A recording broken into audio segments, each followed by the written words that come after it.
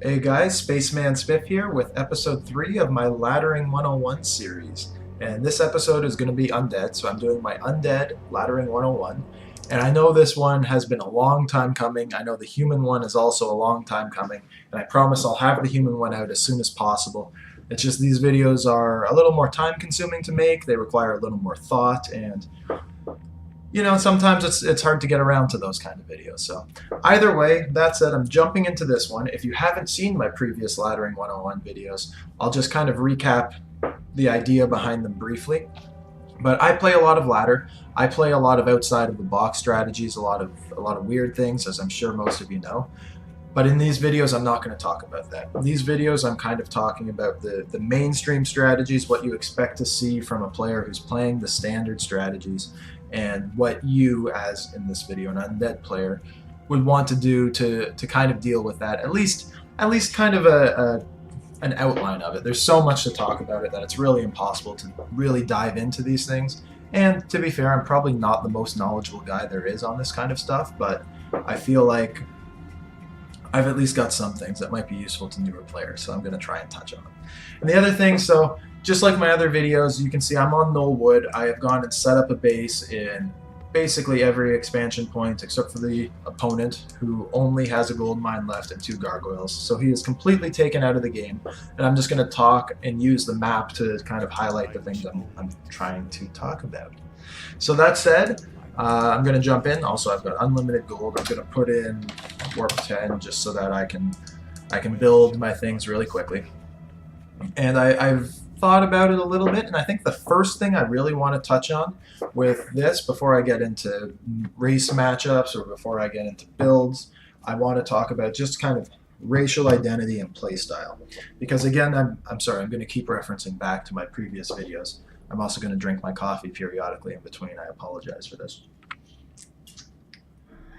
But like I was saying in my previous videos, every race has kind of a different style, and you have to take that into consideration when you start playing the game, obviously.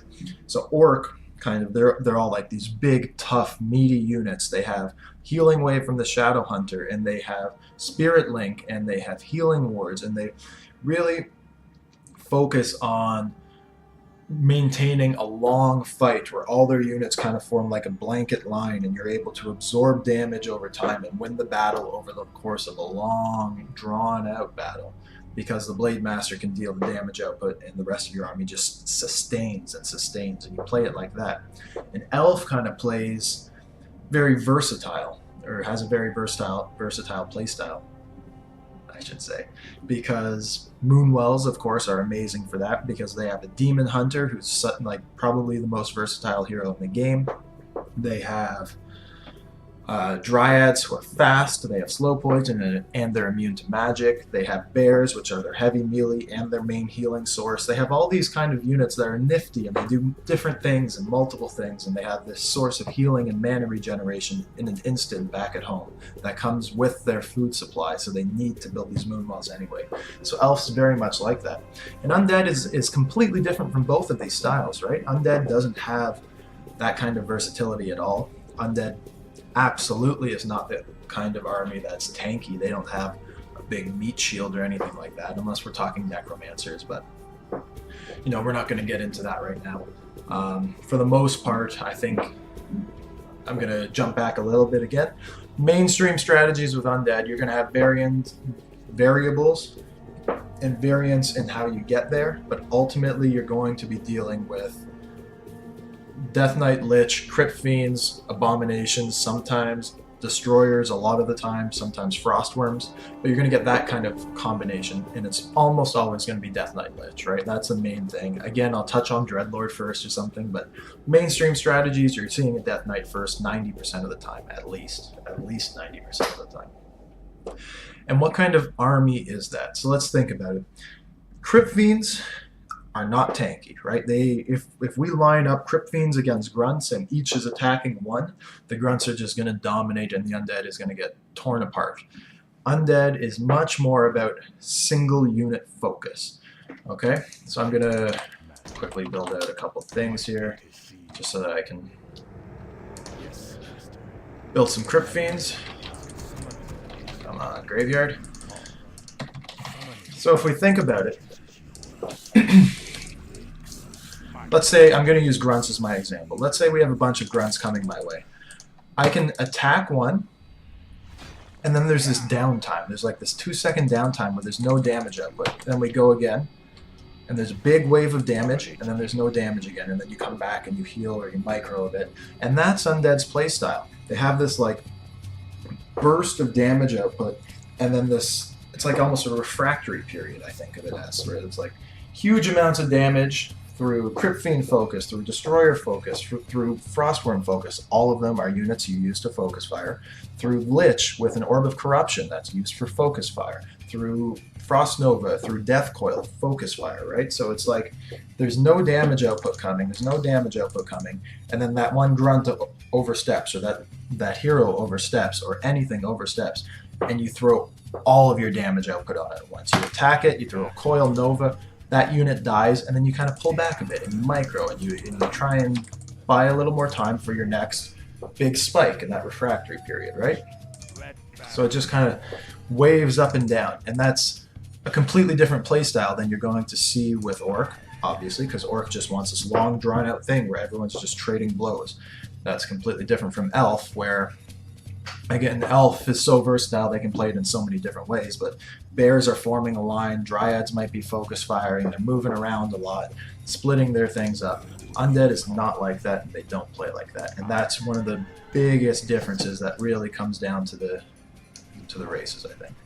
So I'm going to be referencing that several times throughout the rest of the video. I think I'm done talking about it for now. But the next thing, before I go into race matchups that I want to talk about, is building placement.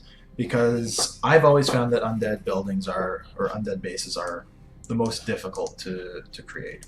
So I'm going to bring my hero over here. This was my initial starting base, so we know the Necropolis is where it's supposed to be. And before I look at the actual setup, we're going to do this. So the Ziggurat, which I know I say weird, so I'm just going to call it a Zig from now on, is the only Undead structure that can form a wall. Okay? So a Ziggurat flushed with a Crypt, we now have a wall. Death Knight or any hero can't fit through that. A Ziggurat flushed with a Relic cannot fit through that. An Acolyte can, but a hero cannot. A Ziggurat flush with another Zig, you cannot pass. Okay? And now the interesting thing, though, the big one, is this means the entire border is unpassable, right? So this would, obviously, you can't pass through that. This you still can't pass through. This you can't pass through, but we can even go one more. Because if you vision, like, this green box around the other Ziggurat, the one to the just above it, this one, these two corners are still effectively touching, right? So this is now a wall.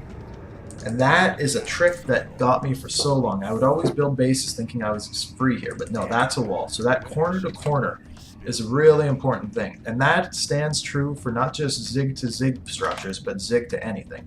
So let's do it here with the Crypt. Same thing, right? So technically, like, it looks like it would be free, but no, that has formed a wall, and my Death Knight can't pass through. And even more so than the Zig to Zig, Zig to Crypt, or Zig to Graveyard, this has caused me so many headaches building my bases and not realizing that that little trick was making the difference. So that holds true for a Zig to literally any structure in the Undead army, or Undead arsenal, whatever the Undead base would be called, except for the Necropolis. The Necropolis you cannot form a wall with. It doesn't matter which building you use, there is never going to be a wall between the Necropolis and that other structure. So that's also important to keep in mind. Last thing I want to mention, any other two structures beside each other, no wall. So two crypts, two graveyards, two slaughterhouses, a crypt and a slaughterhouse, whatever, you're not going to be able to form a wall. So the only structures that you can form a wall with in the Undead whatever are Ziggurats. Okay? So I hope I made that clear. I hope that wasn't confusing at all. But I'm going to jump over here now and start talking about, you know, actual gameplay. I hope I'm not jumping through this too quickly. I might be. but I'm just going to keep going with it for now. So we're going to assume that I am against an orc player. Okay, we're going to do undead versus orc first. And there's a couple things to talk about immediately. What do we expect the orc player to be doing? That's the main thing. Now again, I'm just talking mainstream, cookie cutter, this is what you expect to see kind of strategy. You're going to see a Blade Master, right? Without question, the Blade Master's coming your way. He's going to be building grunts on tier 1. He'll probably get boots of speed. He'll probably try and creep out specific item camps so he can have claws of attack, so he can get circlets of nobility. He might sell his teleport for another circlet of nobility. Things like that, along with grunts, the tier 2 tech. Upon hitting tier 2, you're going to see raiders, you're going to see spirit walkers, and it's going to be that orc army coming at you. Sometimes, you know, some orc players will go to tier 3 and mix in some headhunters if they're having trouble with destroyers. Sometimes you'll see some other weird things, but I think the core structure of the orc army is going to be that grunt, spirit walker, raider composition. Generally, second hero is going to be a shadow hunter. You definitely see some use of the Tauren chieftain in there as well, but I think the shadow hunter is probably the main second hero to be getting with the Blade Master, especially against undead. Correct me if I'm wrong. Either way, though, and then the orc game plan is going to be for the Blade Master to get those items, to creep out a little bit, probably get level 2 if possible, and harass you. He wants to harass, and he wants to buy time for a second hero to creep up to level 3, so he can get that level 2 healing wave, or he can get that level 2 shock wave. Again, probably healing wave, because it's probably a shadow hunter, and this all goes hand in hand with what I was talking about earlier, where the orc army just wants this long-standing army with grunts and raiders who have a lot of HP, with spirit links, so they just survive longer, with healing wave, so they survive longer, and the Blade Master for damage output, and that's what they're going to be doing. So as an undead, how do you deal with this, right? First thing, again, we're assuming you're going Death Knight first, we're assuming you're doing some kind of Crypt Fiend opening, and we need to set up a base that prevents the Blade Master from harassing, right? I think that's first and foremost the thing that needs to be spoken about when we're talking undead versus orc. And I'm going to preface everything by saying I am not a great guy to show that to you. There are lots of guides online. If you just look it up, if you go to Reddit, if you ask anyone in the community, they'll be able to provide you with like an Imager album that straight up shows you the exact building placements you need to wall off a Blade Master on every spawn location on every map. So that's, you know, look for those. They're everywhere. Someone's made one. I don't know. So I'm not going to talk about it too much. But for the most part, you're going to have a building flush with the trees. So like that. And then you're going to rally your ghouls over here so that these trees stay up. I built this necropolis myself, so it's in the wrong spot. Right, because this was my starting base. So normally you would be able to fit a zig here. They leave you that 3 structure gap. And then you can go ziggurat. You can go another ziggurat and then an altar here or something. Right? You can use the tricks that I was talking about here. Keep in mind that zigs have to be flush, but they can take that angle. And you need to find some way to wall a Blade Master out from getting to your acolytes. Because otherwise, once he hits level 3, it can just be so annoying and he can keep you pinned in your base for so long. So this is not ideal. There's definitely cheaper ways to do it. But this is at least an example of a base, right? At least like a half-assed example. By a Death Knight will not be able to get in there. A Blade Master will not be able to get in there. And that's the first thing you should be considering. Okay? Now I'm going to actually go into build orders. Again, build orders not really my thing. I kind of ad-lib it a lot. But if you're going for a Crypt Fiend build, it's definitely Crypt. You want to build a graveyard. Not where I'm building it. You want to form a wall, of course, but Crypt, graveyard. You'll have your 2 more acolytes built, so now you're at 5 on gold. Then you build a ziggurat, then you build an altar, then you build your fiends and another ziggurat. Before your altar spawns, you build a relic, and you'll have your Death Knight out. Again, I'm not going to focus too much on that. Most of you probably already have a Crypt Fiend build order down, and if not, there are lots of sources, so just go looking for them, and they're probably better than me at explaining them either way. I just want to talk about, though, getting that Death Knight out, getting these couple Fiends out, and now, early on, I think the play is creeping, right? You're trying to get to level 2, you're trying to get to level 3, and the Blade Master's job is going to be to try and harass you, try and keep you at bay, try and cause some damage after he's gotten to level 2. So you're going to play it safe with the Death Knight. You're going to do exactly what I was saying earlier, where you're going to, if the harassment's coming your way, I think your priority should be the grunts. I think focusing the Blade Master is a mistake, and once you have 3 or 4 Crypt Fiends out, the grunts go down pretty quickly, and you're just going to do exactly what I was saying, where you're going to pull back, attack, that burst of damage, you'll pull back again. Be sparing with your death coils early on, especially because you have no sort of means of getting mana. You also have to be careful of taking damage on your Death Knight, so really keep him like back here even. You don't want him taking any damage. And just attack, pull back, attack, pull back, attack, pull back. The grunt's going to start taking damage, he's going to have to pull back, the orc's going to just use a healing salve on him, and you're going to be playing this dance for a while. But ultimately, I think as long as you're not losing Crypt Fiends, you're doing okay. If you're getting any kills or able to jump over to level 2, you're doing great. Level 2 and then level 3 on the Death Knight is really important, and you want to try and get there as quickly as possible. Of course, the Rod of Necromancy is always going to be great. The Dust of Appearance is always going to be great against a Blade Master. But definitely the Rod you want to pick up immediately. That's just the core item for Undead that makes everything possible. So, yeah, then you'll go into creeping. You'll probably hit tier 2 around the same time as the Orc player. There are a couple schools of thought here, but I think the best thing to do is to move in, try and get some burrow picks, try and cancel those tier 2 structures, because if you are a little ahead and you have a bit of an edge, getting those structures down is a really big deal. You'll want to throw down your own slaughterhouse, you'll want to throw down, and then move on to tier 3. You'll pick up a Lich, and you'll get that Orb of Corruption as quickly as possible, because that alone is a reason to go tier 3 as Undead. The Orb is just so powerful. And then once you have that, again, your spike in damage output just gets greater. Like, significantly greater. So that's going to be your game plan. I think on tier 3, you'll probably pick up a Dark Ranger. That's a standard third hero to get these days.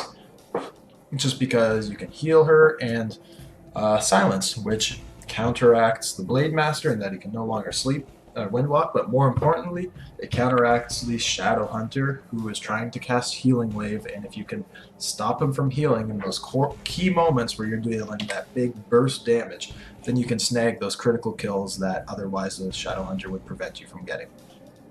So I think that's the main reason you'd expect to see a Dark Ranger third. You used to see some Crypt Lord third, I think just because he's tanky. Sometimes you'll see a Naga. I think the Naga, interchangeably, you'll see a Naga second as well, just because you can pick her up immediately for that pressure as soon as you hit tier 2, rather than waiting for the Lich to build. But that's probably not a mainstream strategy, and it's a little trickier to hold. Either way, you will see the Naga as the third hero, whether it's a second or third pick. Occasionally, just because it's better for focus fire, and again, it gives you that, like, it serves the Undead purpose of picking off one unit, big burst fire, pull away. You can slow one unit down, it just helps with picking off one unit at a time. You have Forked Lightning, which is big damage to 3 units, but it's still, like, you're using it effectively to focus one unit. And it just kind of proceeds like that. What else do I want to talk about versus Orc? If you're going to be seeing any Wyvern, then you'll obviously have Web on hand. You'll see a lot of Undead players these days are mixing some Banshees into their mix, which I think is a great play. Curse is very strong against the Blade Master in particular, because just having it essentially gives your units evasion, right? Because he's missing his attacks, and having him miss attacks is a massive deal. Curse is also just great against Orc armies in general because, again, falling into their general playstyle, they want these long drawn-out battles where all their units are just trading blows. And if they are missing now 33%, I think it's 33% of their attacks miss when they're cursed, those long battles, the Orc units are doing way less damage, right? It's like that long battle is only occurring for 2/3 of the time. I don't know if that explains what I'm trying to say at all. But so Curse is great. Mix that in if possible. You need your 2 statues for healing and mana, of course. And you'll try and stay at 50 of 50 food. I don't think you want to break upkeep until you're really comfortable or until you've geared yourself up to do a big destroyer push. Again, these are things that I'm sure you've picked up on, things that you've seen before. But if you can get a good destroyer push, if you have like 4 statues queued up, as soon as you hit tier 3, you research that destroyer form, turn 1 statue into a destroyer, eat the next statue's mana, and do that kind of cycle thing. So you now have 4 destroyers with a bunch of mana, and you rush in on the Orc base. You can melt burrows and you can melt towers like they're nothing. So that's a good play to go for. I think one other thing to talk about would be Rod of Necromancy harass. So I've seen a lot of the time too where I think it was Ted who first popularized it a couple years ago, but an Undead player just kept summoning skeletons and sending the 2 skeletons into the Orc player's worker line. It was so effective. If you do that a lot over the course of the game, like just over and over, relentlessly throwing them in, the Orc player is not going to have units back in their base to defend against 2 skeletons. It's not worth it. So they're going to be killing the skeletons with burrows, which means they're not getting any experience. If they're killing skeletons with burrows, that means their peons are no longer gaining wood, because I'm assuming the wood peons are going in. So you're cutting into their lumber supply for sending those skeletons in. And they deal enough damage that once you're sending in skeleton 5, 6, and then skeleton 7 and 8, you're going to be able to start killing peons, because even though he's been microing some in and out of the burrow, it's reaching a point where some of them are just in red health because that's the way they've been microed. And they're, I don't know. So there's something to be said for that. It's an advanced play, but if you're in a small map or you're in a position where you can consistently just keep sending in 2 skeletons at a time with the Rod of Necromancy, I think you can cause some surprising economic damage with just that 150 gold investment. I hope that was useful. I hope I covered Undead versus Orc reasonably well. What I'm going to do, though, I've used up a bunch of bases now, so I'm just going to quit the mission. I'm going to go back, and I'm going to load it back up so I can talk about the next ones. I just want an empty base. Let's go back into the Undead tutorial. Here we go. Tutorial doesn't really make sense, but this is my working title. So, what's next? Elf. I guess we can do Undead versus Elf. We're going to see kind of the same kind of things. Demon Hunter might be coming to harass you a little earlier on once he gets level 2 after doing an Ancient of War creep. We're assuming it's a Demon Hunter. We're assuming he's doing Archers. We're assuming he's moving into Tier 2 Dryads and Tier 3 Bears. That's what almost all Elf players do against Undead. Second hero is going to be a Panda almost all of the time because the Panda is amazing against Undead. If you're lucky enough to be on a map where there's no neutral heroes, and then the second hero will probably be a Priestess, but usually you'll see a Panda, second you'll see a Naga. Elf in general do not like to play on maps without taverns because they just benefit so much from having a Panda and Naga and Beastmaster and those kind of things. Either way, I'm going to assume it's not a tavernless map, so we have Demon Hunter Panda or Demon Hunter Naga, Dryad Bear Archer. Alright, Archers opening 1 or 2, maybe 3 Archers, but that's about it. Tier 2 throwing down 2 lures, going to Tier 3, getting that Orb of Venom on the Demon Hunter as well. And then there's probably going to be a lot of harassment. The Demon Hunter can cause a lot of problems to a Death Knight. Mana Burn is really effective. If you're level 1,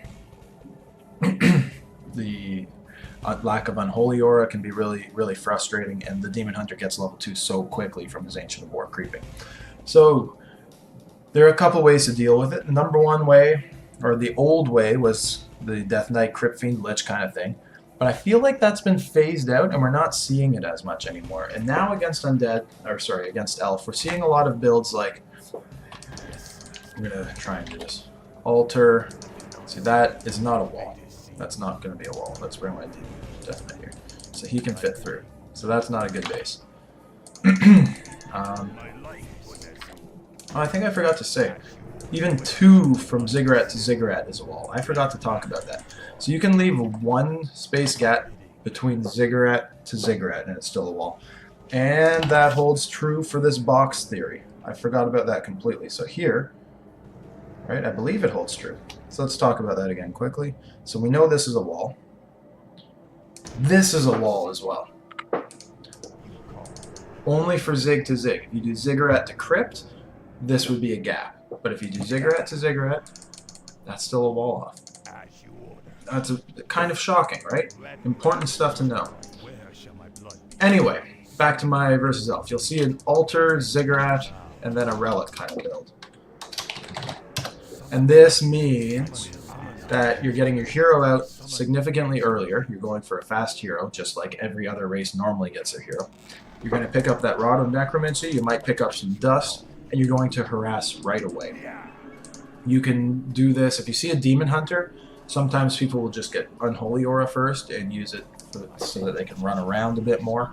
And you're just trying to kill what you can. You're trying to get a Wisp kill. You're trying to Death Coil a Creep who is just about to die. You're trying to pick off an Archer. You're just trying to keep the Elf busy, keep him on the back foot, keep him away from harassing your base. This way, you're going to be able to tech faster. You're going to have a couple ghouls out. Your fiends will be much more slow, but you'll be able to get your 3 ghouls on wood pretty reliably. You'll be able to tech pretty quickly. And you're not relying on fiends anyway because you're not doing a creeping style strategy.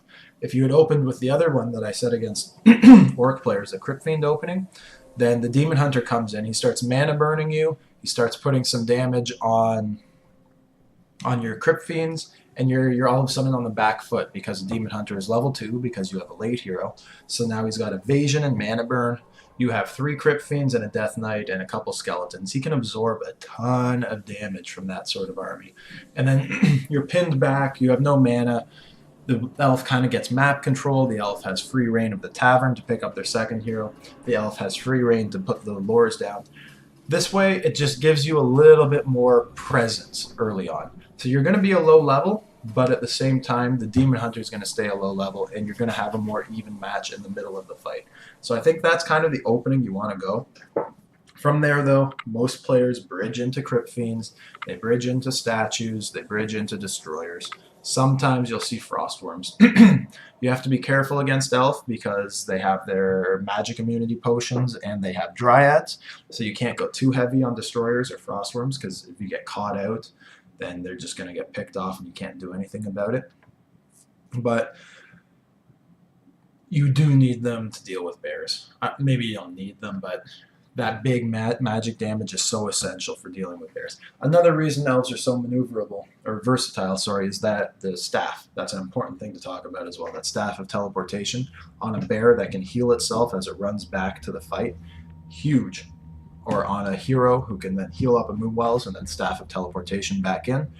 That's a huge part of their versatility. So you have to be careful of that. That's why you get Frostworms and Destroyers, so you can nuke down those bears before they're able to run back, heal themselves, and come back into the fight in a short amount of time. I think that makes sense. You're going to pick up a Lich second almost every time. Maybe again a Naga, but probably a Lich second. You're going to get a Dark Ranger third, so you can silence that Panda, so you can silence that Demon Hunter, I guess. You're going to get that Orb of Corruption, and you're going to be nuking down whatever units you can. Probably save Dryads towards the end, or if you have quite a few Crypt Fiends, make the Crypt Fiends focus fire Dryads, because they tear them apart very quickly. Demon Hunter is going to be your biggest problem. I think the number one mistake people make is focus firing a Demon Hunter. He's so tanky. Evasion is so good. Rejuvenation is so good. If the hero has any items, make sure you check for items, because if you try and nuke down a Demon Hunter and don't successfully kill him, then you're really on the back foot, because now the elf army has had time to close the gap and start really putting a lot of damage on you, and you've gone through that refractory period again. You went up that huge damage spike, but the Demon Hunter lives. Now you have this whole downside. You do another big spike on the Demon Hunter, he lives, and every time you do that, you're losing so much ground, because there's dryads and there's bears and there's stuff just coming at you. There's mana burn, so now every time mana burn comes, one of your later spikes is now smaller, because you're not going to have mana for your Death Coil or your Frost Nova. So the Demon Hunter is the biggest problem, and I honestly think that unless you're sure you can kill him, try and avoid him. Try and nuke the other heroes. Try and nuke down bears. Try and kill archers. Even dryads where possible. I think that's the way to go, and just minimize the damage the Demon Hunter does to you, which is easier said than done, but it just micro-effectively hope for the best kind of stuff. That's more or less how I feel about Elf. Not sure what else there is to talk about there. I guess another thing that Undead players sometimes do against Elf, particularly on small maps, maybe not Knollwood, but somewhere where you know where your opponent is, or it's easy to get to your opponent's base, a short walk distance, is a Death Knight and 2 crypts, and just going a ton of ghouls and trying to overrun your opponent early. And that can be really effective as well.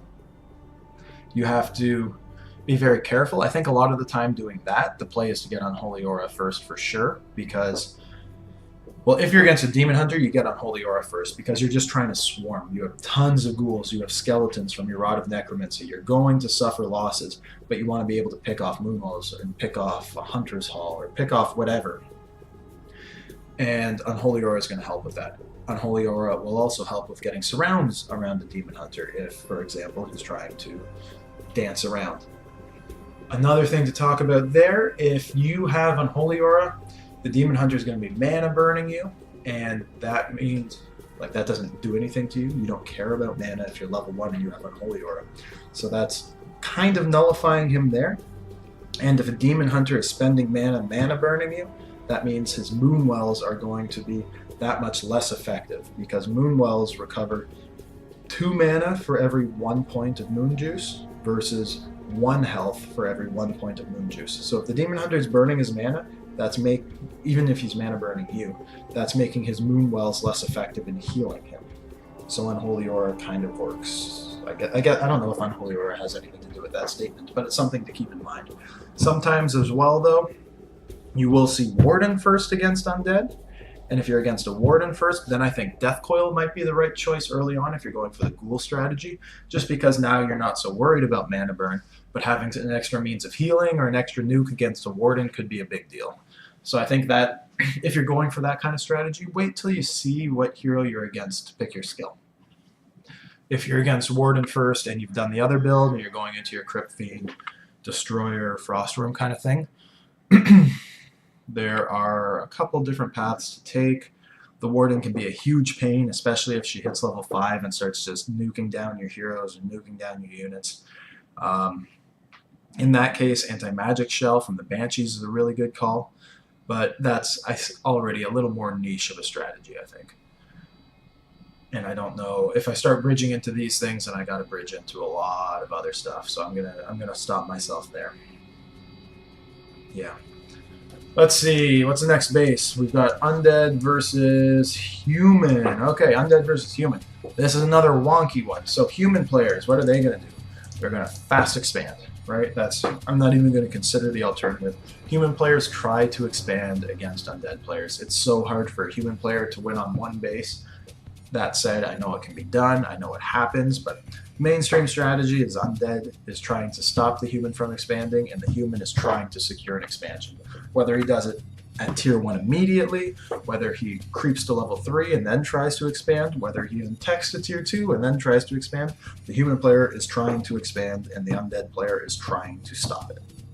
So there are, again, 2 routes that you would generally take against a human player. The first one would be standard Crypt Fiend build with a Death Knight, try and harass, try and delay the expansion, try and get in there and cancel towers. And the human player's got Archmage. He's trying to get that level 3, so he gets level 2 Water Elementals. He's going Footmen into tier 2, where he'll get a Mountain King. and go into, you know, some rifles, some casters, maybe some tanks, maybe knights and gyrocopters. There are tons of options for a human player, right? But it doesn't matter, and I'm not going to talk about any of those because all that matters is the expansion, and then we can bridge later. It's hard to talk about. For the longest time, human players just dominated Undead because Undead players couldn't figure out how to stop these things. And now it's really changed. Undead players have these timings really worked out. And again, I'm not a great guy for the timings. I'm not a great guy for build orders. But it's kind of like buying time with your Crypt Fiend and Death Knight, dealing what damage you can, delaying the expansion, taking down towers, killing a footman here or there, killing a water element where possible. Anything like that to delay it so you can hit tier 2 and bring in a meat wagon and then start sieging the expansion with meat wagons while you hold your ground with a Lich, Death Knight, 4 or 5 Crypt Fiends, and obviously you've got a Slaughterhouse, so you're bringing over some statues as well. And I think that's the strongest way. I think you really come online, if your timing window is correct, you come online when when the human player is very weak, because Footman just can't do anything against the Frost Nova, Death Coil, Crypt Fiend focus. Even if he has Defend, if you have enough mana, there's nothing those Footmen can do. They're just fodder, right? Again, you pull back, do that spike of damage, that wave of damage, one Footman dies, then you pull back some more, and these defended footmen are moving super slowly, or your opponent's really good and he's toggling it appropriately. But either way, they can't catch up with you, especially if you're level 2 with Unholy Aura. Anything like that. So that's the kind of play you want to do against a human expansion. You can also open, like I was saying over here, with just the Altar Ziggurat Crypt, and then bridge out, and you go in for an early harass with the Death Knight. Also very effective. You try and use Death Coil on peasants, you try and use Death Coil on the bigger creeps, steal items, use your skeletons to kill some more peasants. Anything to delay that expansion timing. Because once human players have a couple towers situated and they're able to move into tier 2 and move into tier 3, they become very problematic for Undead. I think the last thing I want to talk about for really nuking down those human bases are destroyers. That's the other play you can go for. Get to that tier 3 really quickly, just get a bunch of statues, research destroyer form, and when you have 4 or 5 statues, just quickly go turn one into a destroyer, eat the next one's mana, turn that one into a destroyer, eat the next one's mana, and cycle through so you have 4 destroyers with full mana, and then you nuke down the towers. And if there are, like, they can really take down human towers quickly if there are not enough towers there. So that's a play, but I think it's fallen a little out of favor recently, and the Slaughterhouse Meat Wagon Crypt Fiend play has definitely emerged as a stronger option. Tier 3 is still critical, that Orb of Corruption is still critical. Frostworms are not really an option against human players. If you're against tanks, that's going to be a huge pain, and you're going to have to leave some meat wagons in your base maybe, get some extra Nerubian towers. If you're against Knight Gyrocopter, that's also going to be very difficult for you to deal with. So you're going to have to really, that kind of stuff I'm going to leave up to you, because the game is just so varying and anything can happen. And really what it comes down to is you want to win before that. You want to win by taking out that expansion or keeping your human pinned. Yeah, I think that covers it pretty well. The Mountain King will be trouble, but if you can keep him level 1, you're okay. Necromancers I love to do, but that's not common at all. Same with Banshees. You do not see many Banshees simply because Spellbreakers are hard counter them. Also, Curse is not all that effective against human armies if you think about it, because I don't know, where does the damage output come from?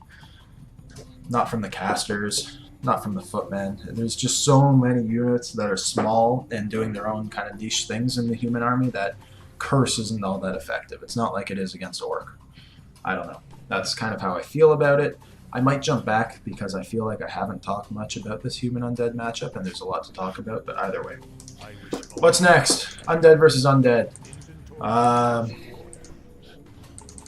Undead versus Undead's a weird one. I think you'll see a lot of play with the Death Knight and Fiends. The other one that I'll talk about, because the Death Knight and Fiend one, if you're doing that, it's kind of a mirror match most of the time. Kind of same things to talk about there as I did with the other with the other races. I'm just not going to talk about it too much. It's all the same there.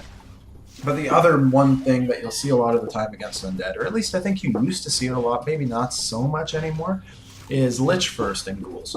And you try and just use that Lich, because Frost Nova at level 1 is, I think, the highest damage output nuke in the game at level 1. And if you can get that in ghouls and rush in on your opponent and kill a couple Acolytes when they're mid-tech, because Frost Nova is so good for killing Acolytes, you can get in there, use a Rod of Necromancy, and 6 ghouls and a Lich and harass. Once you get level 2, or level 3, once you get level 3, that level 2 Frost Nova is massive. Even using it on an enemy Death Knight, it's going to start losing health quickly. It is dangerous, though, because if you're against a Death Knight and Fiends, those Fiends will be able to pick off your ghouls very quickly. So you have to play the game. You have to be careful. You have to be sure you have enough ghouls to overrun Crypt Fiends, because that's really a tight numbers game. There's a fine line there where, like, a certain number of ghouls against 4 Crypt Fiends, the Crypt Fiends will crush. And then you add 3 or 4 ghouls to that army, and all of a sudden those 4 Crypt Fiends get completely overwhelmed and get run over. So you have to really get to know, like, I think it's just a matter of playing it out and seeing what happens and learning your mistakes and what kind of angles to take and where to approach and where not to. But that's kind of a fun strategy to do as well. And then on tier 2, you can do anything, probably statues. You probably eventually start moving into Crypt Fiends, or you can stay on ghouls and go to tier 3 and do some kind of ghoul frenzy push against Crypt Fiends. But I think for the most part, Undead versus Undead is a weird one to talk about as well, just because, I don't know. I don't think you see many abominations there. It can be done, but yeah, if you're ever against Frostworms or if you're against Destroyers, you're going to need Fiends. You're going to need Fiends, because he's gone Fiends and you don't want to go for Gargoyles to counter them. Gargoyles, you'll need high numbers, and it'll be hard to transition unless you've got an expansion up. Yeah. So now I'm going to quickly talk about Undead expansions, because I know a lot of people have issues with that as well. And people maybe don't even understand why Undead never really expand in the metagame. And it's because it's so vulnerable, right? If you think about Night Elves, they can build a tree for 340 gold and 180 wood or whatever it is, and all 5 of their wisps go into a gold mine and cannot be attacked, and now that is safe. Right? If you want to stop that income, the main building has to be destroyed. Orc, you don't see as many expansions because it's harder for them to expand, because that stronghold takes a long time to go up, and they have 5 peons running the line and no defenses there, right? You can build a burrow, you can build watchtowers, but it works out and you can get away with it. But it's more vulnerable than a Night Elf expansion, I think everyone would agree. Human expansions go up in no time because everyone power builds it. When was the last time you saw an expansion from Human that wasn't power built? Like, it's not a thing. Everyone power builds all the time. And you put usually quite a few towers. Usually, even in a game where you're not going towers, you have a couple towers at your expansion, because Human towers are so good and so effective at defending it. And that's like, what's 385 gold for the expansion, but it goes up really quickly because you're power building, even though the cost goes up. Towers are 20 gold plus 70 gold for the upgrade, so 90 gold, and a lot of wood. So there's a big investment there, but at the same time it goes up really quickly and you get your return on the investment really quickly, and the towers are really solid. Undead, though, you have to build a haunted gold mine, and if you want to be able to teleport there or produce the units so that you can fill up your gold mine, you have to build a necropolis. So that's, what's that? Let's look at it. No. Gold mine, 255 plus 255, so we're already looking at 510 gold. We're looking at 220 wood right there just to build those 2. And then your acolytes all just stand vulnerable in a single spot. It's not even like peons or peasants who run back and forth and will occasionally vanish into a gold mine and redirect the attackers attacking. They just stand here.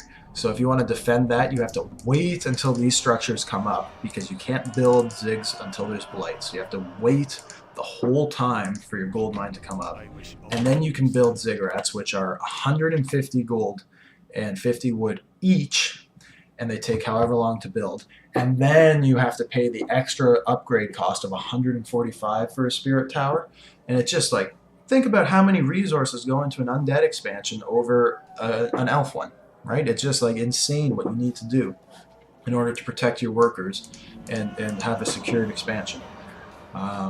If you're against Orc and you don't have any zigs, a Blade Master can come in at any time, kill a bunch, and run away, and there's nothing you can do about it.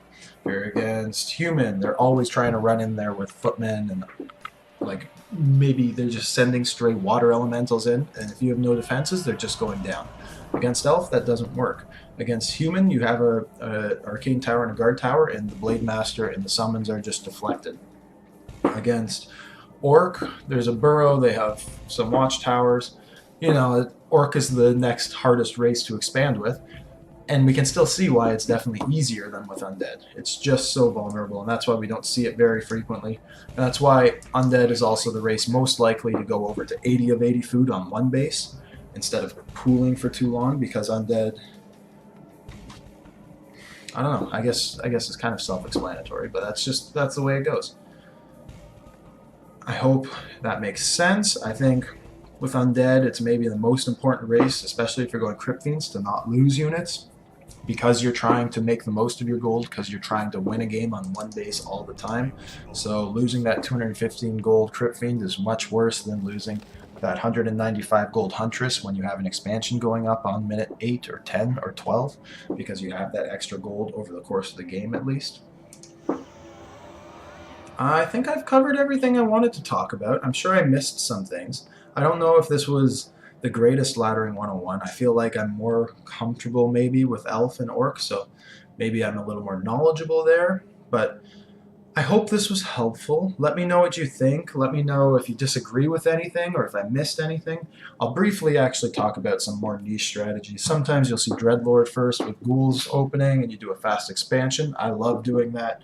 Necromancers do have a niche role. I've been trying to experiment with them a lot. You can check out some of my games if you're interested in that. In Undead Mirrors, I like to do a mass gargoyle strategy where I get an expansion up, or even if I don't, then I try and get to 80 of 80 food on gargoyles, and I use Dreadlord's Carrion Swarm and the Lich's Frost Nova to try and just area of effect my way through any undead opposition. So there are different things you can do. It's not like undead always do the same thing, but in at least the mainstream cookie cutter strategies, I think most games play out in the way I just explained. So again, let me know what you think. Thank you for watching. I hope you enjoyed it. I hope this is helpful. And yeah, I will be around. So have a great rest of your day. And that's all.